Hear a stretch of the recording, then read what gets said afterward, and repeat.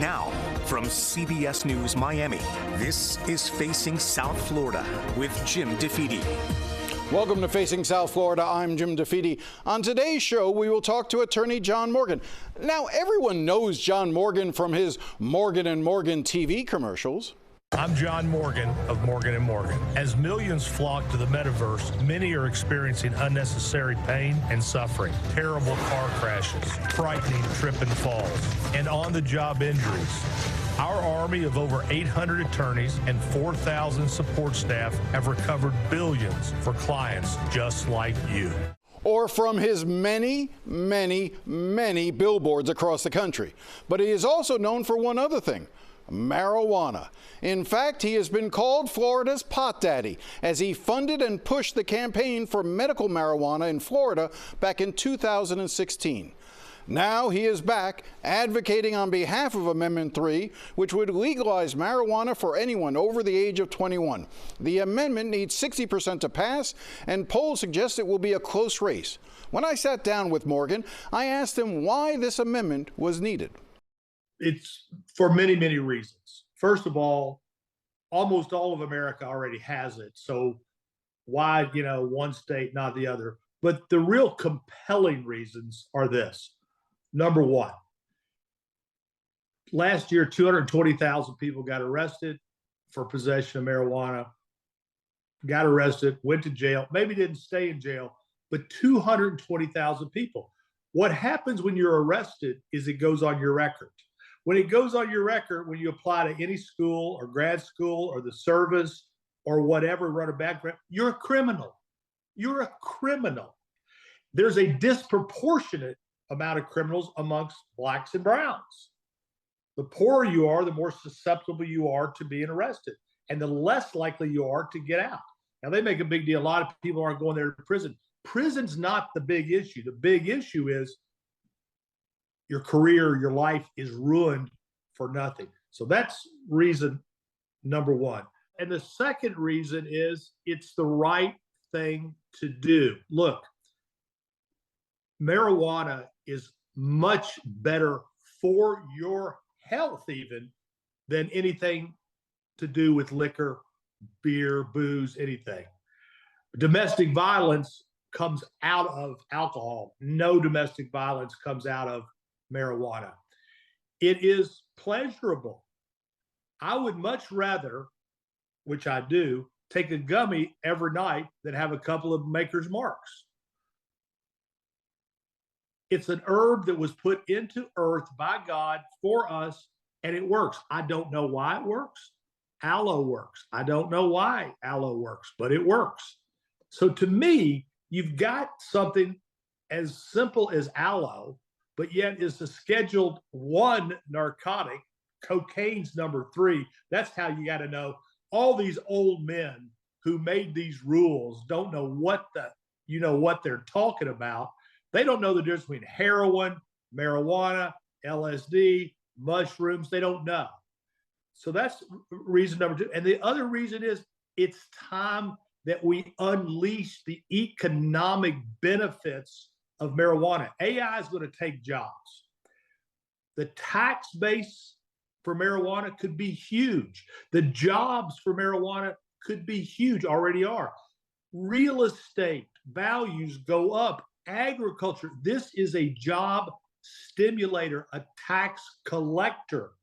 Well, let me play devil's advocate there, because you hear the opponents saying that what this really is a bill designed to help a handful of large corporations that are pumping millions and tens of millions of dollars into this campaign for their own personal financial benefit and wealth down the long run, and that this really won't help individuals.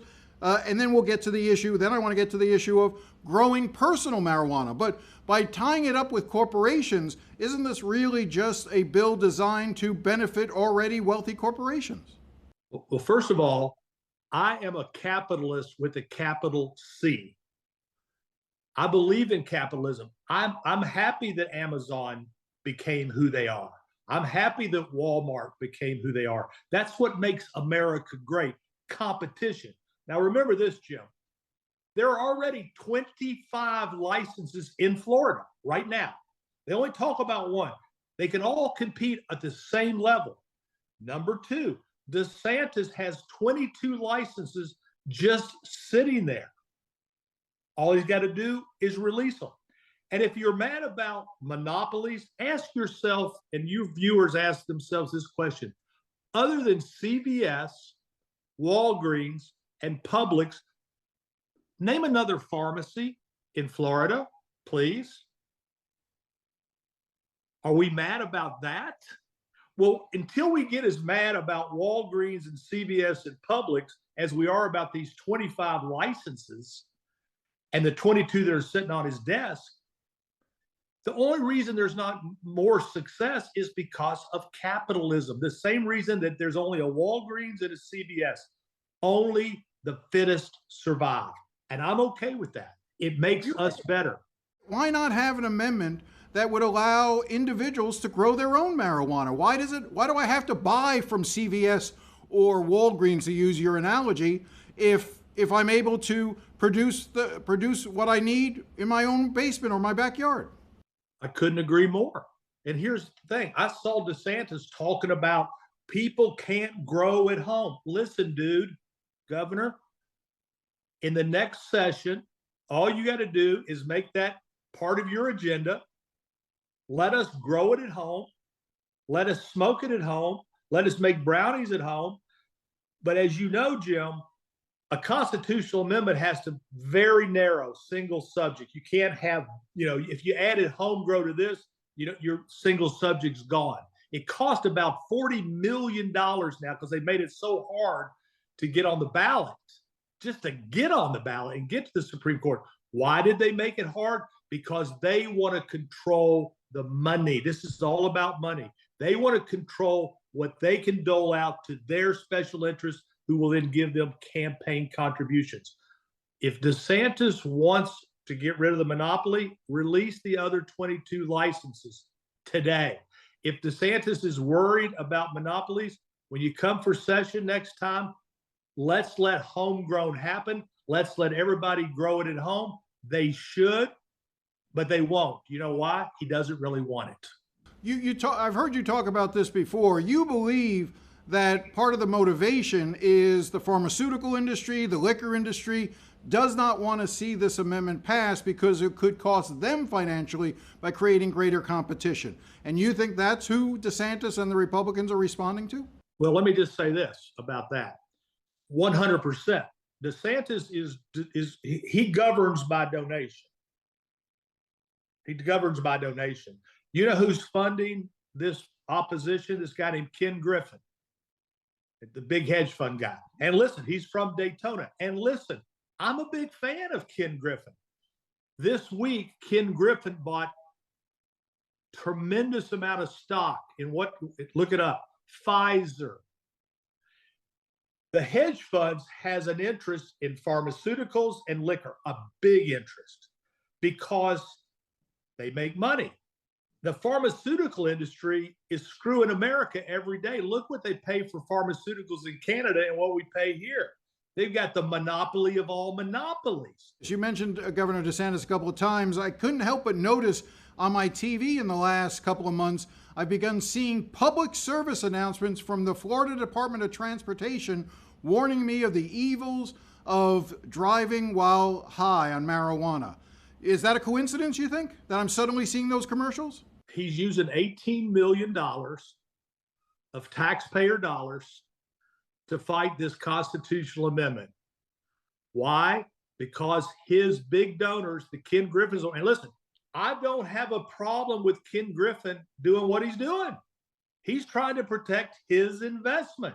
His investment faces a mortal threat from the marijuana industry. The same threat that trains posed to stagecoaches years ago. It's coming. It's coming.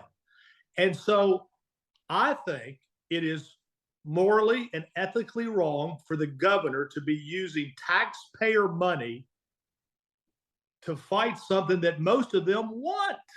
How has Ron DeSantis, in your mind, changed over the last, 6 years since he first came into office? Okay, ambition. When you run for president, you got to you got to get a lot of money. The way you get a lot of money is you give a lot away and you make a lot of promises. And Ken Griffin doesn't just give Ron DeSantis a lot of money for no reason. And same for me. I don't give politicians money for no reason. I'm not going to be like this goody-goody saint. So that's why he's doing it. He got blindly ambitious. He got up ahead of his skis. I think he's making a mistake on this because I think Ron still would like to be president, but I think being against marijuana is going to come back and haunt him if he ever tries to run for a national office, because it's a dead dog loser issue-wise. Look, by the way, don't forget, guess who's for it? Donald J. Trump. He supports this. Guess who's for it? Joe Gruters, chairman of the state Republican Party. So this train is leaving the station. Are you thinking of running for governor? I've thought about it, but here's the way I think about it. I would think about it like this, only as an independent, because what I'd really like to test, because look, I've had 3 constitutional amendments. Marijuana, we got 60 something, then we got 73 and passed it, and then I passed the minimum wage. And then we, not me, but we passed the fair districts, and then we've passed felons' restoration of rights. All of it. What that tells me, Jim, is that most of us, when you take the D away and the R away, most of us agree on most things. Most people are good, but if you put a D or an R about it, so I'd like to challenge that. I'd like to see, unless there's somebody running I think would be better, I'd like to see what that's like. What would it be like to have a governor that cared about you and not about them? I don't need any more money. I wouldn't need money to run, thank God. I wouldn't ask for a penny if I ran. And I told Grady Judd, who I debated all the time in marijuana, I said, Grady wrote me, said, they say you're talking about running for governor. I said, Grady, I'll do it. And guess what? You're going to be my lieutenant governor, and we're going to run as an independent. He says, tell me when, coach. When we come back, we turn our attention to a major school board race in Miami. Stay with us.